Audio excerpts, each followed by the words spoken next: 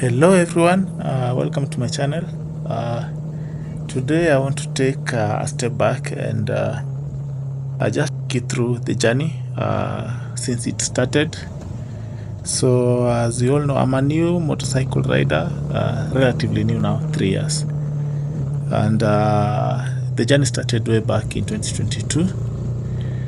And I want to get you through what convinced me now to take a motorcycle, to be a rider, and how the journey has been so far. So welcome, sit back and watch until the end, and hopefully I'm going to convince one or two to be the next riders.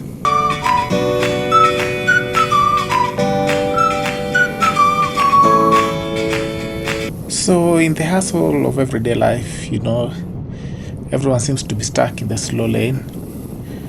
So waiting in line of endless traffic, so that wasn't my thing. So I sought something different, something that wasn't just about getting from point A to point B, but how I got there. So that's why I saw motorcycle riding as really the best choice for me.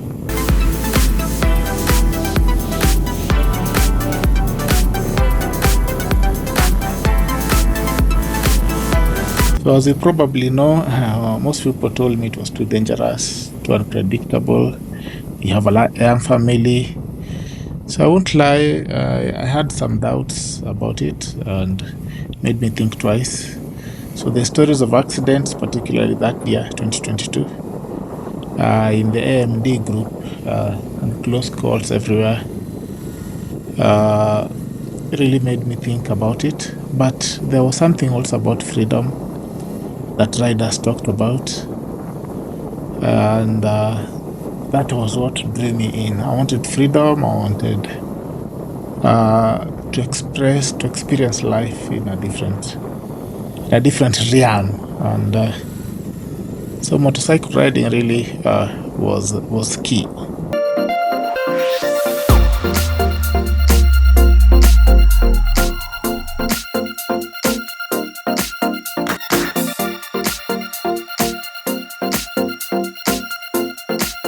So I took the leap. Safety was the first key, so I needed first of all to train, and I contacted the trainers, and I got one, Michael Wanjala. So he was a good trainer. Back then was based at Karen at some field with cows, and so I had to train for about 2 weeks on a Kibo 250. I think it was 250 or 160. And also about that time also I learned about gear. So I took the best gear that I could, the knee guard, the chest guard, the helmet, and the riding boots. And then so the next choice was option was on the choice of the motorcycle that I needed to buy, because I went for training and bought the gear before even buying the bike. So every lesson I absorbed with the intent of being as safe as possible, and to ensure that eventually when I get the bike, which I didn't know back then which bike I would buy, I will be able to ride it and enjoy as intended.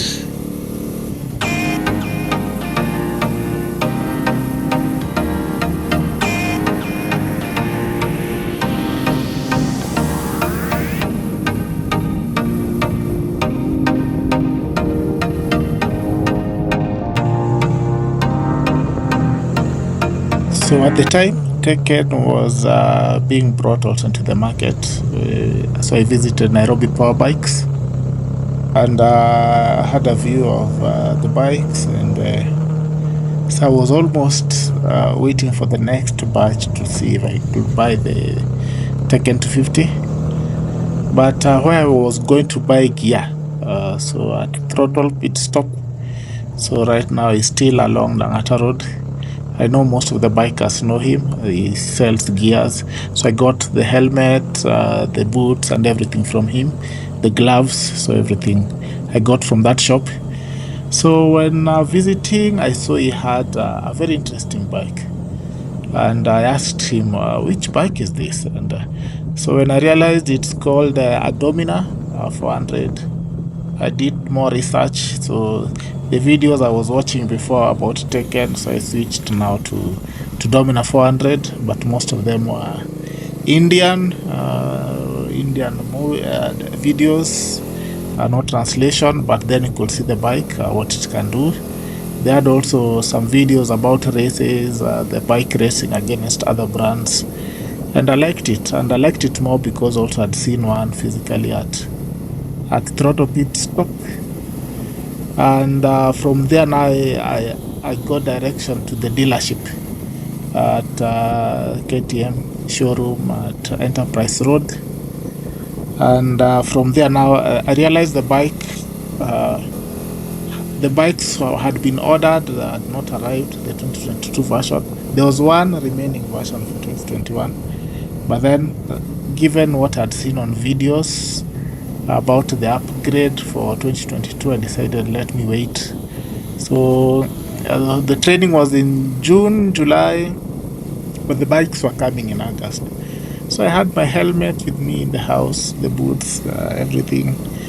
But the bike, I had to wait for it to eventually be shipped into the country. And that was also interesting as I waited. And I went to the dealership, and also we had agreed. I was informed the price will be determined once the shipment had come in and everything. So I was waiting for everything, not knowing what the eventual price would be, but I really had set my mind on the Domina 400 as my first beginner bike.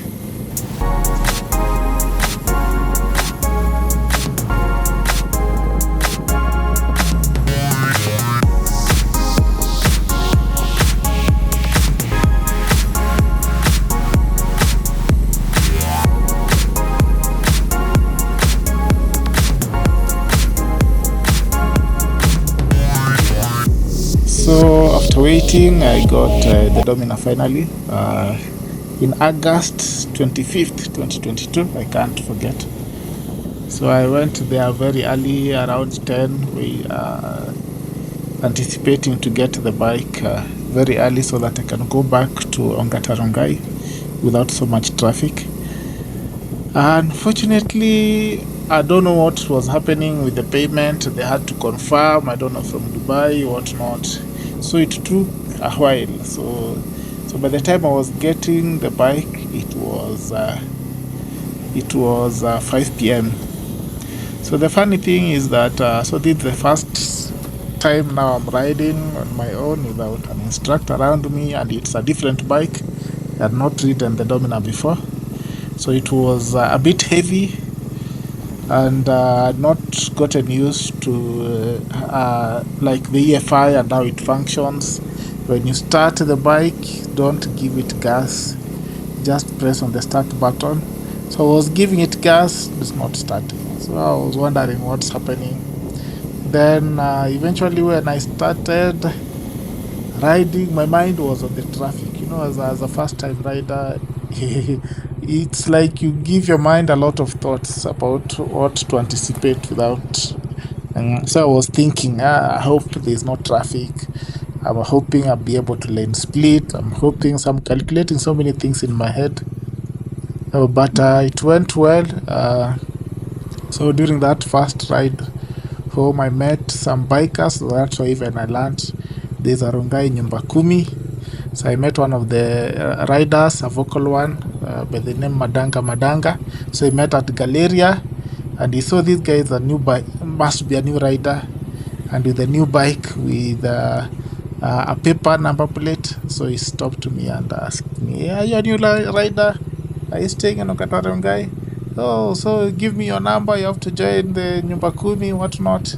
So that was the first day. I rode all the way home, though stopping by the side of the road was a bit hectic for me because I wasn't used to the weight of the bike, so it's a bit heavy, around 200 kgs minus my own weight from the Kibo, which was around 150. So you see, adding another 50 kilograms to something that you have to control was a bit not possible, but then I managed. The next day I went for a ride to still familiarize myself with the bike. I took the Isinya route, and I rode towards because it's an open road, less traffic. So that was now my first experience of open road freedom and smiling all the way in the helmet.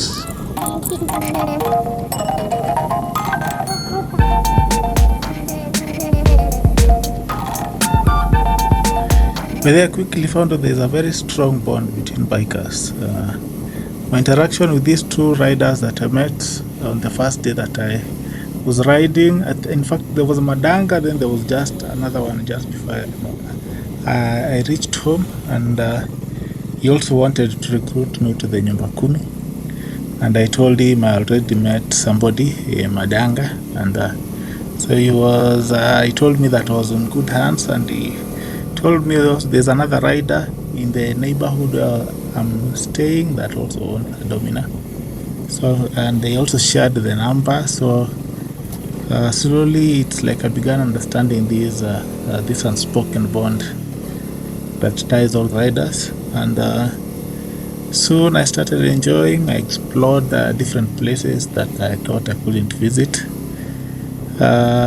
Road became my haven, and the bike now is my faithful companion.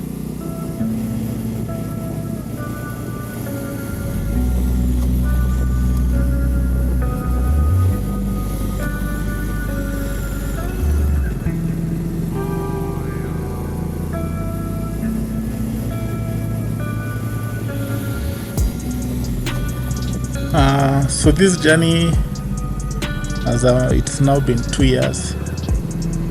So I think it has been really a nice experience, and I'm hoping for more, even to upgrade from the 400cc to even the bigger bikes, mostly adventure. I'm not a speed bike person, and I see it's about discovering a passion that will push you beyond boundaries, broaden your horizons, and give you a sense of freedom. That for me, I've never known that there was of that sense of freedom riding. I only imagined it before, but then by riding the bike now it becomes real, and it's about living, not just existing.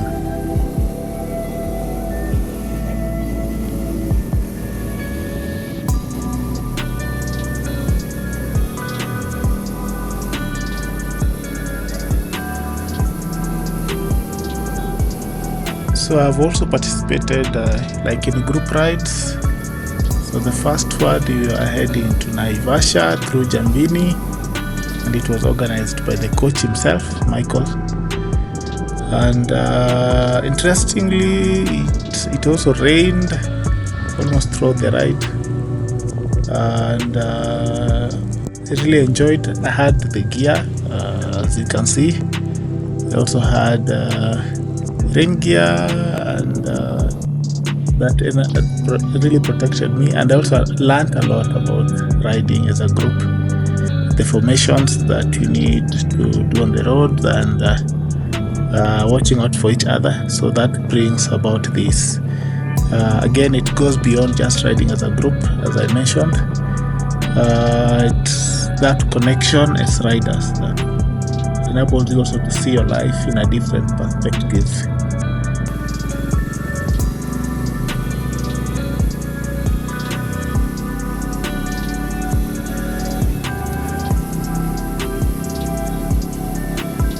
So briefly about this motorcycle, it's a Bajaj Domina 400. It's known for its blend of power, performance, and affordability. So the engine is actually that for KTM 390. So single cylinder, 4-stroke, liquid cooled, and it has 3 spark plugs, so triple spark, and very good fuel efficiency. I've managed upwards of 28 kilometers per hour regardless for my long distances and short travels. It's 6-speed gearbox, and the maximum power for this is approximately 40 PS at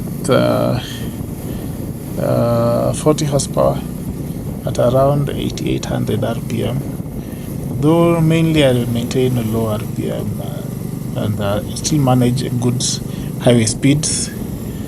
The weight is, as I mentioned earlier, it's where I experienced some challenges in the beginning. It's around 187, but I think that's dry weight according to the manufacturer. And fuel tank is just 13 liters. But then with the fuel efficiency of around 30 kilometers per liter, this one can cover a long distance before refueling.